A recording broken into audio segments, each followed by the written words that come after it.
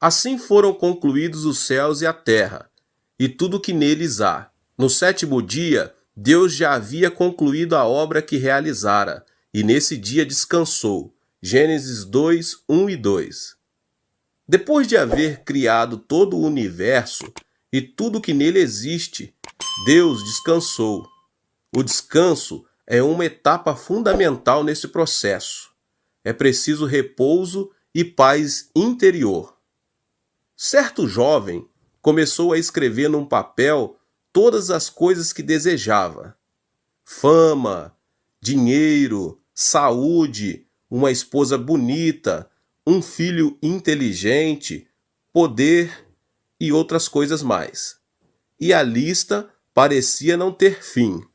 Uma vez terminada a extensa lista, foi mostrá-la a um professor, muito estimado pelo jovem. Olhe, professor, anotei neste papel especificamente todas as coisas que considero importante. Vou consegui-las, custe o que custar.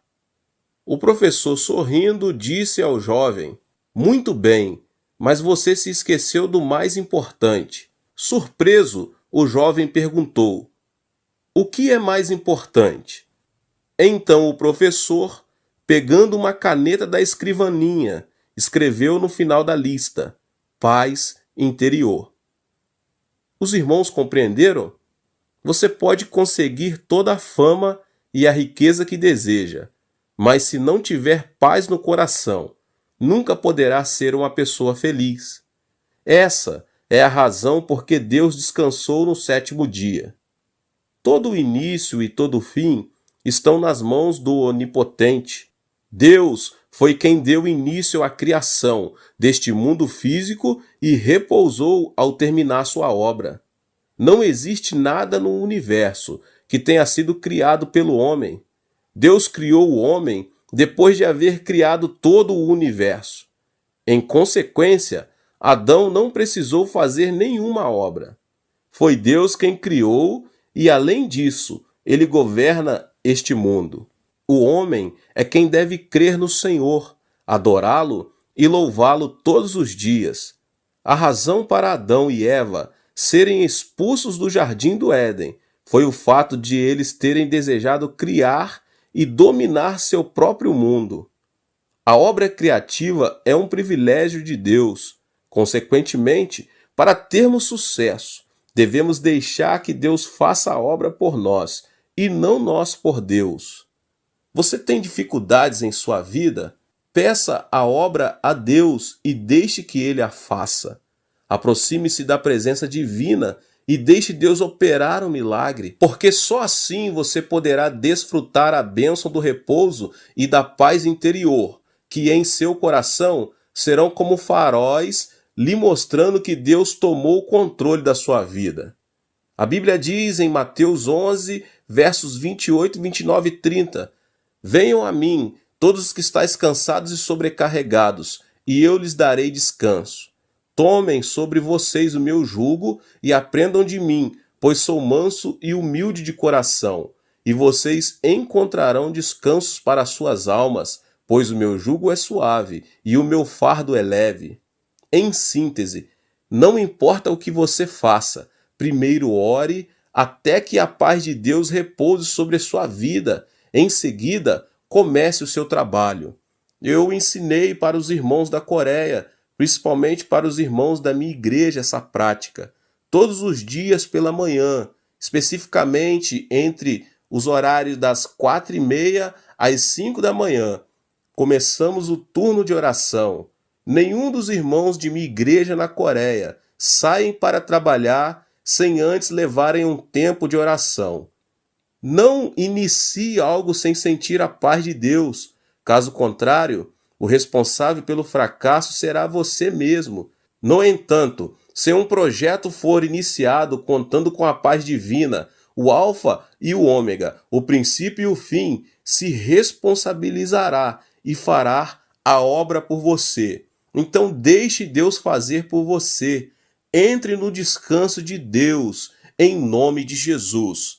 A oração cristã é nossa comunhão com nosso Pai Celestial. Observe o desenvolvimento de uma criança. Ela cresce, aprende a falar e se desenvolve ao conversar com seus pais. À medida que essa comunicação entre filho e pais se torna mais profunda, sua mútua comunhão também se aprofunda.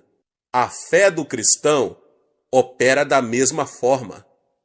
Quando recebemos a Jesus Cristo como nosso Salvador e Senhor, nascemos espiritualmente.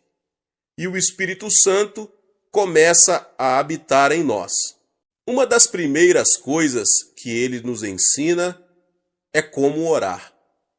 À medida que nós, cristãos, aprendemos mais a respeito da oração e chegamos a orar cada vez mais, nossa fé em Deus torna-se mais forte e nosso amor a Ele aumenta e permeia mais profundamente a nossa vida. Embora todos os cristãos creiam em Jesus Cristo, a maioria deles não sabe orar de modo eficaz. É por isso que não crescem corretamente na fé. Pelo contrário, sua experiência e vida cristãs permanecem na etapa infantil. Por isso, meus irmãos e irmãs, conclamo todos os cristãos a que aprendam a orar. A maioria dos cristãos tem o desejo forte de orar com eficácia, mas não sabe nem começar. Muitos ainda desejam orar durante horas, mas, sem terem certeza de como fazer isso, ficam desanimados. Quero ajudar esses cristãos a orar bem e, por isso, estou ministrando a todos vocês. Quanto mais tempo a pessoa ora, tanto mais profundamente poderá experimentar a dimensão espiritual e nela viver. Multidões de cristãos não conseguem orar mais de 10 ou 15 minutos. Esses cristãos nem imaginam o que é orar durante meia hora, 1 hora ou 3 horas. Mas quando a pessoa pratica a oração e se disciplina bem, consegue orar horas a fio. Eu, pessoalmente, desejo que todos os cristãos se capacitem para fazer orações mais profundas e prolongadas. Quando eu era um cristão na etapa da infância, eu também não conseguia orar por muito tempo. Então, à medida que crescia na minha fé cristã e também no decurso dos meus anos de ministério, eu passei a usufruir períodos mais profundos e prolongados de oração. E vim a entender e reconhecer a suprema importância da oração. Através da disciplina, capacitei-me a orar por períodos longos e minha vida de oração aprofundou-se. Quando dei início a uma igreja em 1958, orava cerca de 5 horas por dia. Nisso, estava incluída a oração de manhã cedo, meu horário de oração pessoal no meio da manhã, meu período de oração no meio da tarde e minhas orações ao anoitecer. Parecia-me que eu orava continuamente. Hoje, ainda mantenho um período de oração no mínimo de 1 hora por dia, chegando até 3 horas por dia. E por isso dou toda a glória a Deus. Sem orar esse tanto, eu não poderia receber poder espiritual suficiente para ministrar às pessoas. Mediante a oração, o Senhor me reveste de poder e posso continuar o meu ministério. Espero com toda a sinceridade que todos os crentes em Cristo orem com mais eficácia e passem mais tempo em oração. Como o cristão consegue orar conforme deve orar?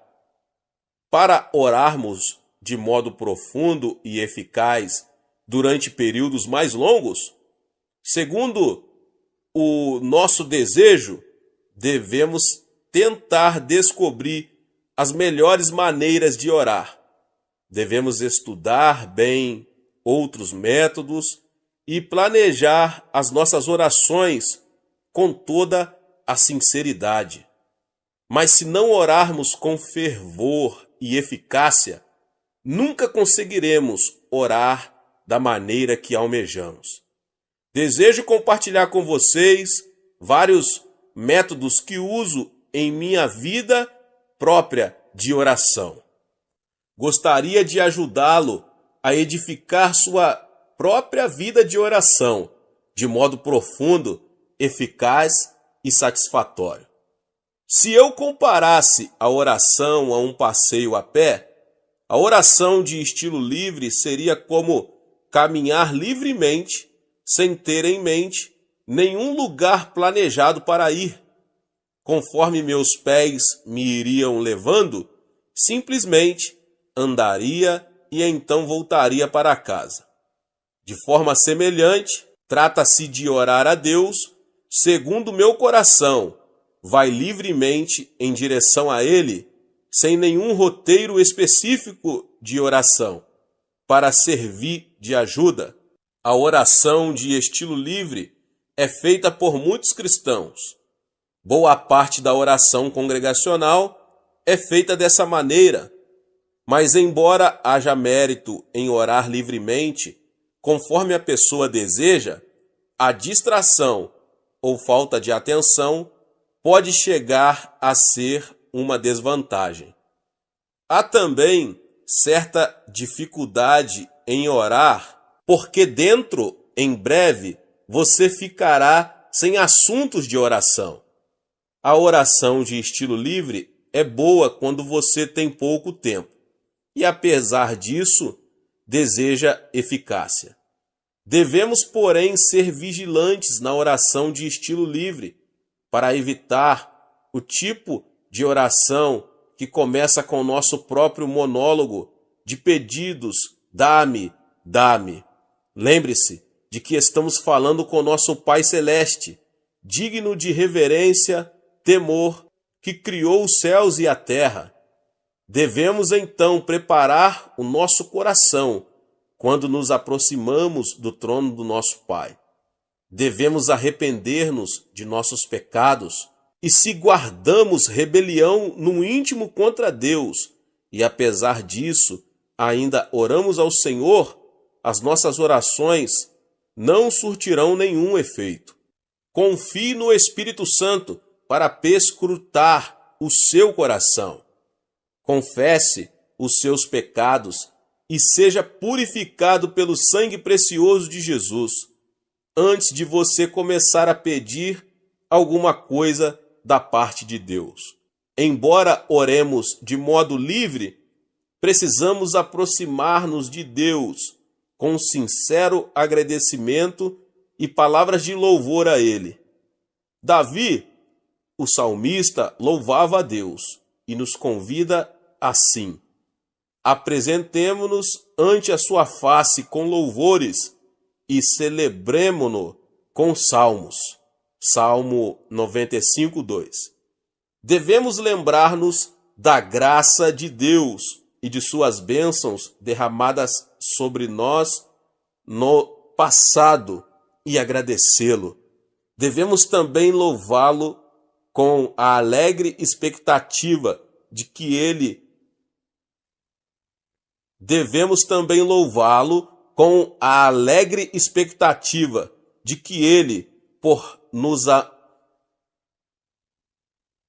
Devemos também louvá-lo com a alegre expectativa de que Ele, porque nos ama, atenderá às nossas orações. Somente poderemos orar bem quando estivermos sendo guiados pelo Espírito Santo. O Espírito de Deus nos ajuda nas nossas fraquezas, quando nos sentimos sem jeito, sem saber como orar, o Espírito Santo nos ajuda. É por isso que sempre exorto os membros da nossa igreja a acolher o Espírito Santo no seu coração e a confiar nele a fim de que os oriente livremente na oração. O Espírito Santo é uma pessoa digna de reverente temor. Ele é o nosso Consolador, que em nós habita e que deseja ardentemente ajudar-nos. À medida que dependermos do Espírito Santo ao orar, poderemos realmente desfrutar de tempos maravilhosos de oração de estilo livre, porque o Espírito ora por nós. Durante o culto de adoração na igreja, ou durante um curto período de oração devocional em particular, esse tipo de oração de estilo livre é de grande benefício para a sua vida. Portanto, ore em todo o tempo. Se eu tentasse explicar a oração temática, diria que é como sair para um passeio a pé, tendo um determinado destino em mente. Diferentemente de outras orações, a oração temática tem um alvo especial. É por isso que a chamo de oração temática, oração que tem um tema. Preparar primeiro o coração diante do trono de Deus é sempre a primeira exigência, seja qual for o tipo de oração. Devemos arrepender-nos e confessar os nossos pecados, ser purificados de toda a desobediência diante de Deus, antes de comparecer diante do trono. Além disso, devemos muitas ações de graças e louvores ao nosso Pai. A palavra de Deus diz que Deus habita nos louvores dos seus filhos. Nossa gratidão e louvor preparam o caminho para o Senhor vir a nós. Uma coisa que é muito importante lembrar é que quando oramos por uma necessidade específica, precisamos remover a cobiça do nosso coração. Se fazemos exigências ou amolamos Deus em favor dos alvos que estabelecemos para nós, com cobiça no coração, nossas orações não surtirão efeito. Sejam quais forem os alvos da nossa vida, devemos primeiramente colocá-los no altar do Senhor e considerar em primeiro lugar o que daria mais glória a Ele. Se o propósito da nossa oração não for a sua glória, devemos reconhecer esse fato e abrir mão desse alvo, por não fazer parte da vontade de Deus. Se nossa oração for da vontade de Deus, devemos ter fé em que nos atenderá com certeza. Nosso desejo supremo deve ser o de querer para nós mesmos somente a vontade do nosso Pai. Para a nossa oração temática, devemos ter em mente alvos bem específicos. Nenhuma oração imprecisa é eficaz. Se, por exemplo, orarmos: Pai, oramos para que Tu nos abençoes, temos aí apenas uma oração indefinida. Orar: Pai, abençoa a minha pátria, é a mesma coisa. Quando alguma coisa acontece em nossa vida, sem ser possível discernir se foi ou não uma resposta à nossa oração, não se pode chamar de oração que tem um tema, a oração temática. A oração temática é uma oração específica e quando ela é atendida, sabemos que realmente foi uma resposta específica da parte de Deus e podemos testificar que a resposta de Deus veio a nós. No Evangelho, segundo escreveu Lucas, está registrado a oração de uma viúva. Ela foi repetidas vezes a um juiz. Com sua petição, ela dizia: faze-me justiça contra meu adversário, Lucas 18:3. Mas o juiz daquela cidade não temia a Deus, nem se importava com as pessoas. Por isso, as petições dela eram desprezadas, e ela mesma era ofendida. Mas a viúva continuou voltando ao juiz, e não cessou de importuná-lo. Finalmente, o juiz iníquo disse: ainda que não temo a Deus, nem respeito os homens, todavia, como esta viúva me molesta, hei de fazer-lhe justiça, para que enfim não volte, e me importune muito. E o Senhor disse: ouvi o que diz o injusto juiz. Não fará Deus justiça aos seus escolhidos, que clamam a ele de dia e de noite, ainda que os faça esperar? Jesus também ensinou a respeito da oração ao contar uma história. Suponhamos que alguém tenha um vizinho amigo e vá até ele à meia-noite dizendo: amigo, empresta-me 3 pães, porque um amigo chegou de viagem à minha casa e não tenho o que lhe apresentar.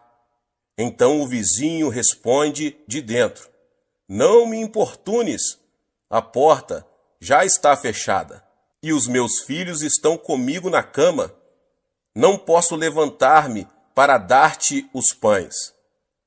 Mas o homem continuou pedindo e acabou recebendo os pães. O vizinho, que já estava dormindo em casa, reconheceu, depois que deu os pães que lhes pediu, não por amizade, mas pela sua persistência. Então Jesus disse: por isso vos digo, pedi e dar-se-vos-á, buscai e achareis, batei e abrir-se-vos-á. Pois qualquer que pede recebe, quem busca acha, e a quem bate, abrir-se-lhe-á. Qual o pai dentre vós, que se o filho lhe pedir pão, lhe dará uma pedra? Ou se lhe pedir peixe, lhe dará por peixe uma serpente? Ou se lhe pedir um ovo, lhe dará um escorpião? Se vós, pois sendo maus, sabeis dar boas dádivas aos vossos filhos, quanto mais dará o Pai Celestial, o Espírito Santo, àqueles que pedirem?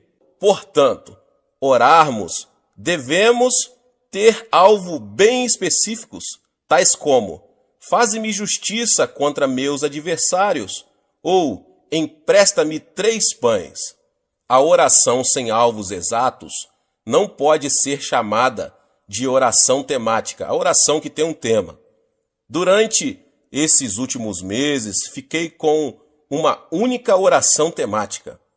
Tinha que achar um novo templo para a nossa Igreja do Evangelho Pleno em Tóquio. Na cidade de Tóquio, é exatamente difícil achar um prédio apropriado para servir de templo da igreja. Mesmo quando descobríamos um prédio para alugar, se disséssemos que era para as atividades da igreja, a maioria dos donos dos imóveis recusava, especialmente para os cristãos coreanos. Visando esse propósito específico, então fiquei lutando em oração durante vários meses. E Deus nos atendeu e nos capacitou a alugar um belo prédio no centro de Tóquio. É bem melhor do que aquele que agora temos e dispõe de um estacionamento maior. Mas a oração imprecisa, sem alvos nítidos, é como alguém escrever uma carta sem dar informações, sem destinatário e sem endereço. Há algum tempo, fiz uma visita a São Francisco, na Califórnia, nos Estados Unidos. Ali falei numa conferência. Depois da conferência, a esposa do pastor me apresentou uma senhora solteira e me pediu que orasse para que ela se casasse com um homem cristão. A senhora estava com cerca de 30 anos de idade. Perguntei-lhe de qual tipo de homem ela gostaria para ser seu marido. Ela me respondeu que deixava o assunto nas mãos de Deus, pois ele saberia quem seria melhor para ela. Disse-lhe eu: não, você não deve orar de modo impreciso. Você deve pedir a Deus de modo específico. Em seguida, ajudei-a a delinear seu marido ideal. Ela disse que desejava um cavalheiro de bom coração, alto e esbelto, que fosse professor de profissão, que gostasse muito de cantar e, se possível, que seus pais ainda vivessem. Agora, essa mulher passara a ter alvos nítidos para a sua oração, ao pedir um marido. Oramos juntos de modo específico e posteriormente recebi dela a boa notícia de que realmente se casou dentro de 1 ano e com um marido de acordo com sua oração específica. Tinha orado de conformidade com a sua lista de requisitos e recebera sua resposta à altura da parte do Senhor. A oração temática também é oração fervorosa, contínua, uma luta de meia hora ou 1 hora, em favor de um só pedido específico. Paciência é uma condição prévia da oração temática. Na oração temática, muitas vezes os nossos alvos aparentemente foram desfeitos e sua realização nos parece impossível. Os cristãos, porém, não devem desistir. Na oração temática, devemos perseverar. Às vezes você sente que seu alvo foi destruído ou que é de impossível cumprimento, mas você não deve desanimar, deve persistir em oração a Deus. Na minha experiência pessoal, passei por muitas ocasiões em que meus alvos e sonhos foram arruinados e esmigalhados na minha oração temática. Mas no meio de tais períodos de decepção, continuei confiando em Deus e acabei recebendo a sua resposta à minha oração. Deus ressuscitou meus sonhos mortos. Tínhamos orado pedindo um terreno onde pudéssemos construir um edifício para nosso jornal diário. E Deus nos ajudou a adquirir e pagar 2.000 piong de terras, o equivalente a 71.160 metros quadrados. Todos nos regozijamos e demos graças a Deus por isso. Mas então surgiram imprevistos que quase nos levaram a perder o terreno. Nosso sonho de levantar o prédio do jornal, por pouco, não se arruinou de vez. Ficamos desanimados, tentados ao desespero. Mas clamamos a Deus e continuamos orando, lembrando-nos de que Abraão gerou seu filho Isaque quando tinha 100 anos de idade e Sara 90 anos. Era-lhes humanamente impossível gerar um filho. Ao persistirmos na oração, Deus nos deu uma resposta. Nosso sonho voltou à vida. O terreno foi-nos devolvido e começamos a construir. Quando oramos de modo específico em favor da realização de certos sonhos, passamos por um período em que nossos projetos morrem, mas Deus os ressuscita para não regredirmos na fé em o nome do Senhor Jesus. A oração posicional é muito eficaz quando nos consagramos diante de Deus. Durante um período relativamente curto, podemos afirmar a nossa posição diante de Deus e reconhecer a fé correta em Deus e a ação correta para com Ele. A oração posicional pode produzir profunda devoção a Deus e também remover pensamentos egocêntricos que atrapalham nosso crescimento espiritual. Na oração posicional, devemos primeiramente afirmar nossa posição diante de Deus. Ele é o Criador, nós, as criaturas. Ele é o nosso Redentor, nós, os redimidos. A oração posicional contém a confissão afirmativa de que Deus criou os céus e a terra e é o nosso Redentor. O Criador fez o universo todo, criou todas as coisas existentes na terra e no mar.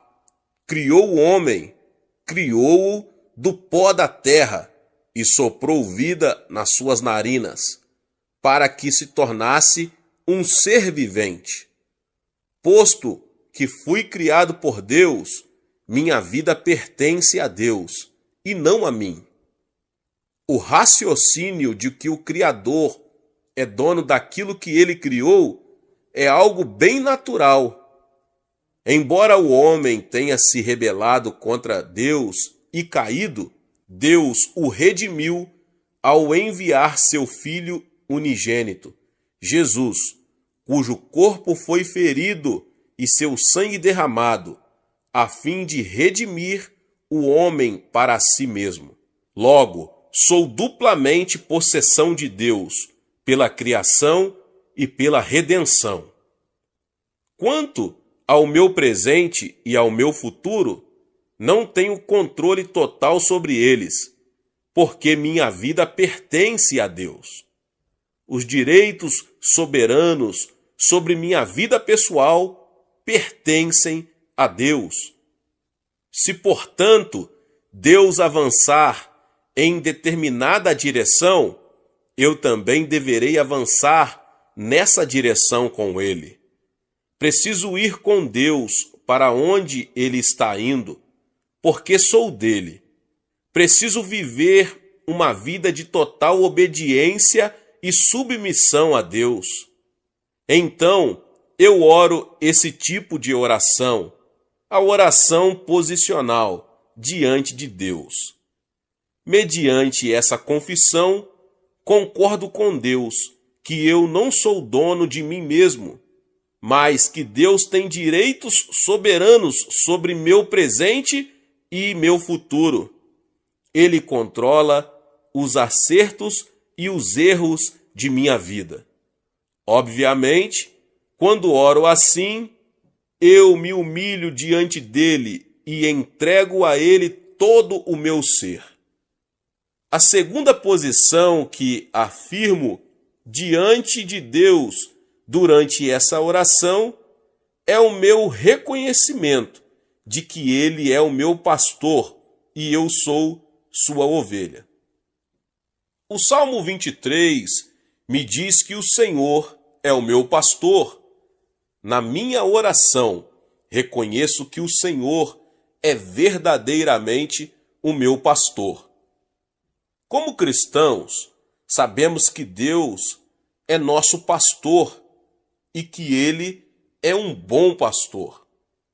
Através desse relacionamento com Ele, chegamos a saber claramente que as ovelhas pertencem ao pastor e que o pastor é dono das suas ovelhas.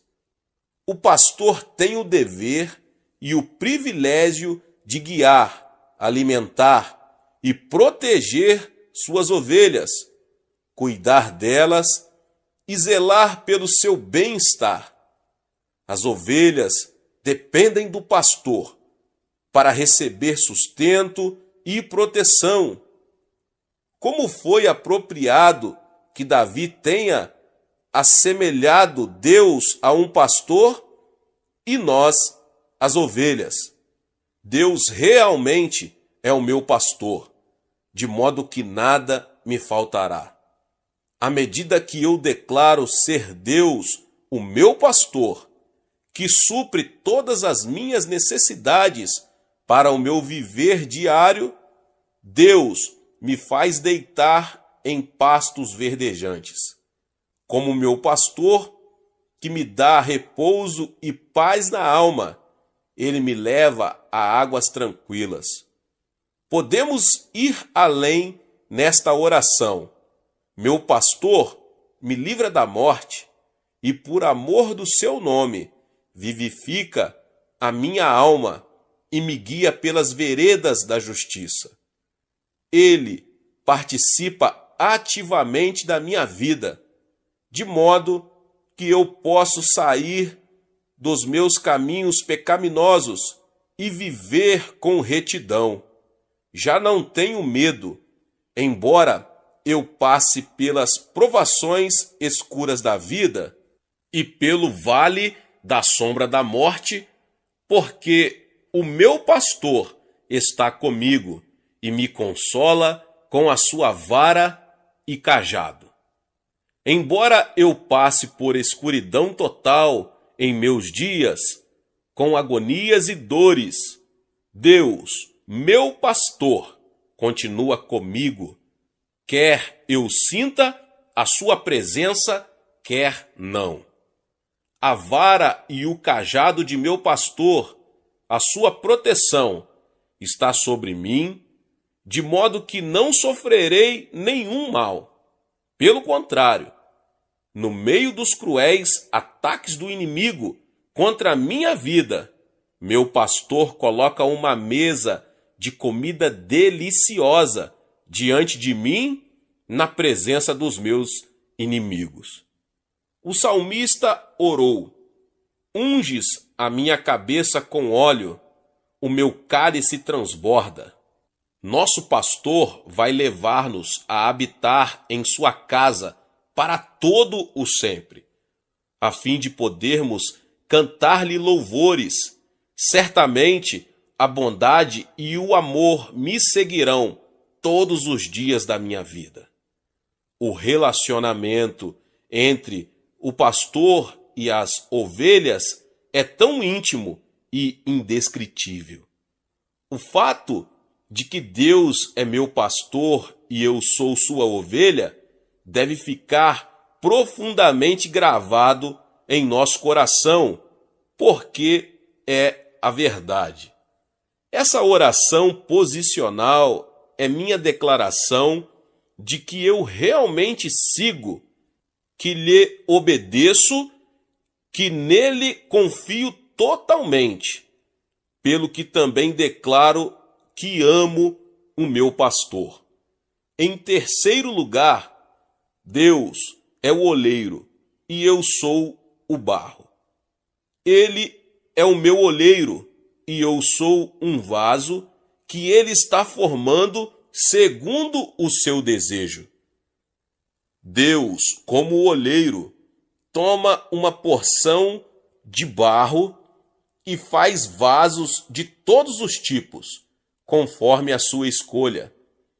Um vaso bom, um vaso comum, um vaso grande, um vaso pequeno. Deus, o oleiro, faz cada um de nós conforme seu plano e o serviço que pretende dar-nos. Mediante minha oração posicional ao oleiro, eu, um vaso, confesso diante dele que não possuo forças em mim mesmo.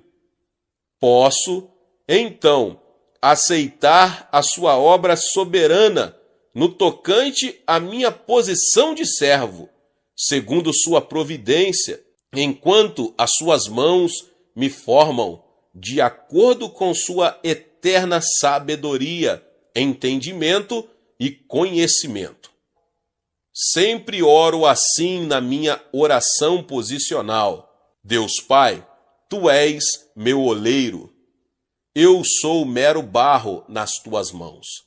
fizeste de mim um pastor e me usas como ministro da igreja do Evangelho pleno de Ioido. Ajuda-me, portanto, a tornar-me honesto e sincero, de conformidade com o vaso que estás fazendo de mim. Deus também me confiou a obra de pregar o Evangelho de Jesus Cristo no mundo inteiro. Portanto, eu oro assim: eis-me aqui, Senhor. Torna-me fiel também a esta missão mundial que é tua.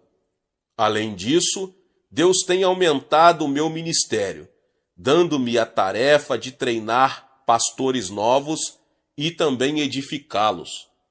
Ele também me vem dando sabedoria para ser um administrador que dirige escolas, jornais cristãos e 2 abrigos de idosos.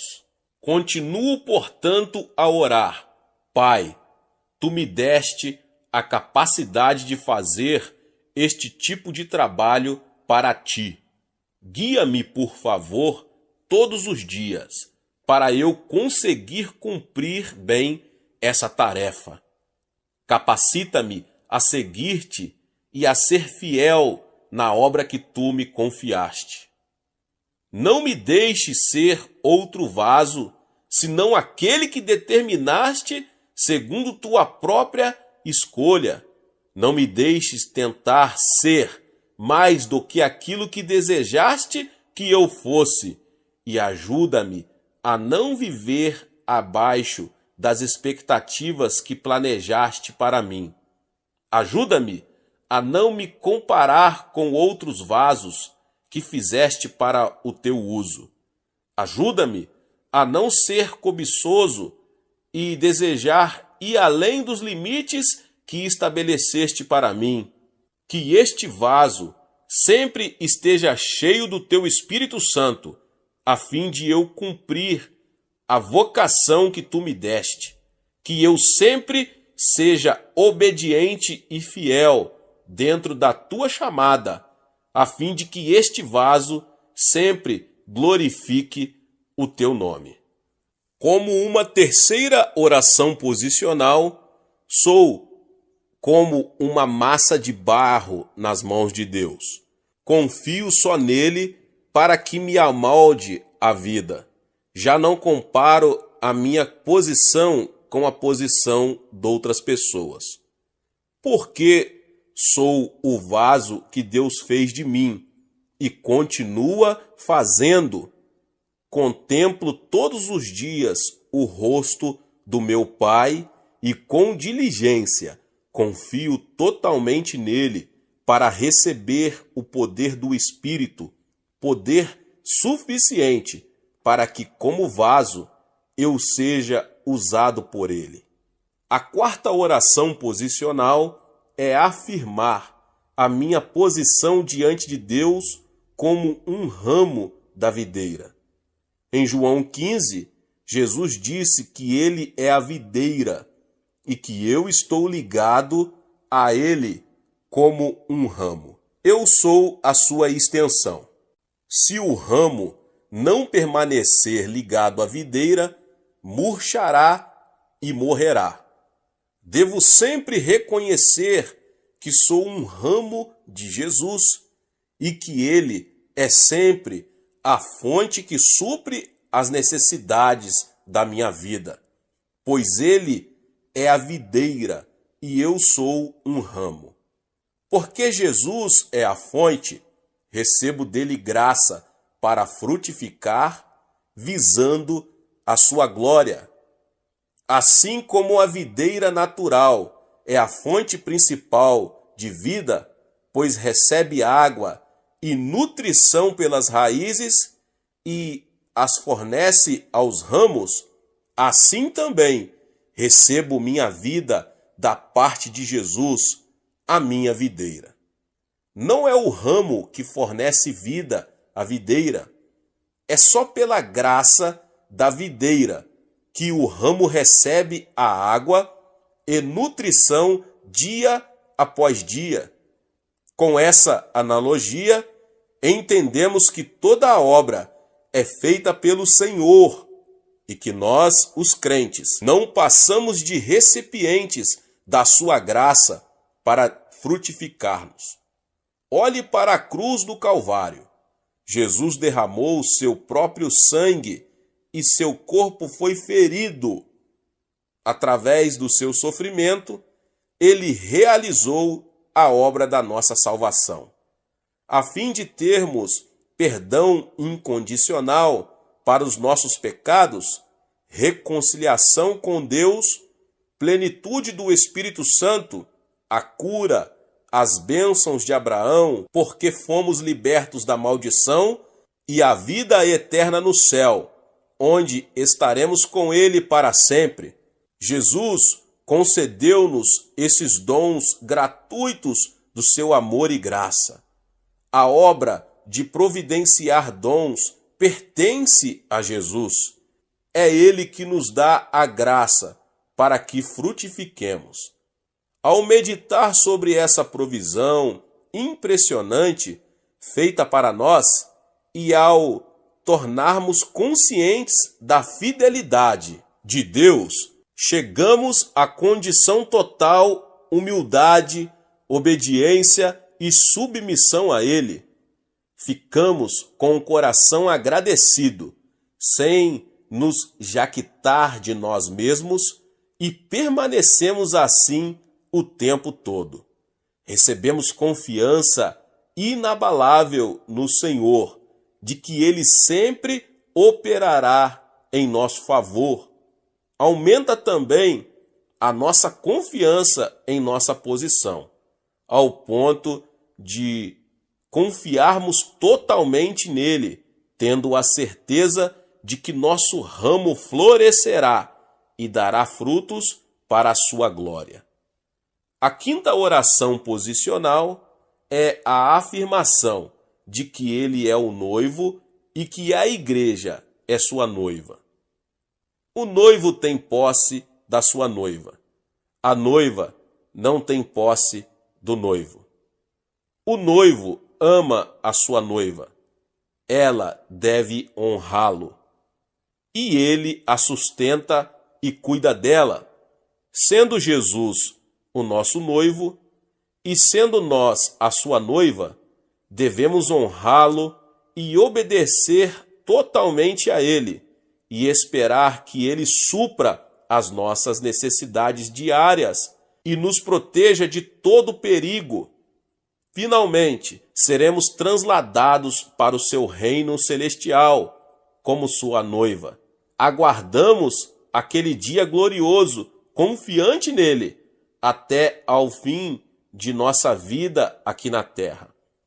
Ao proferir todos esses tipos de oração posicional, eu afirmei diante de meu Pai e a mim mesmo qual é a minha situação no meu relacionamento com Deus, segundo sua palavra.